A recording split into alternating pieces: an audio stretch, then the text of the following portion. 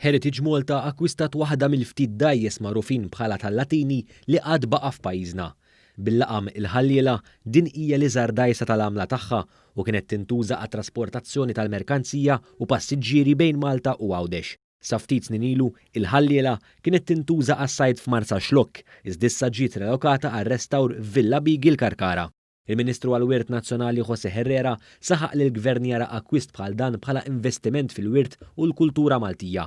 Spjega wkoll li se tkun il-ġojjel tal-kollezzjoni marittima għal pajjiżna. Għandna ħafna artefatti marittimi, però ma kenniex ħaġa tal-għaġeb dajsa tal-Latini. U dajsa tal-Latini hija l-icing on the cake. Hija probabbilment l-isbaħ dajsa li qatt ipproduċiet Malta mill-Maltin fl-antik. Kien hemm biss 20 minnhom dawn, kważi spiċċaw u jiena ngħid kważi miraklu rnexxielna nsibu waħda intatta.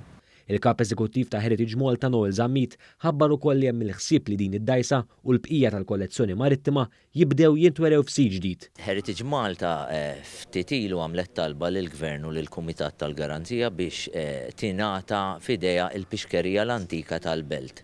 Ovvjament kieku ningħataw dan il-post nirrestawrah, nibdew billi nirrestawrawh u nagħmlu attrazzjoni u esperjenza madwar id-dajjes tradizzjonali Maltin u Għawċin inkluż ovvjament din id-dajsa.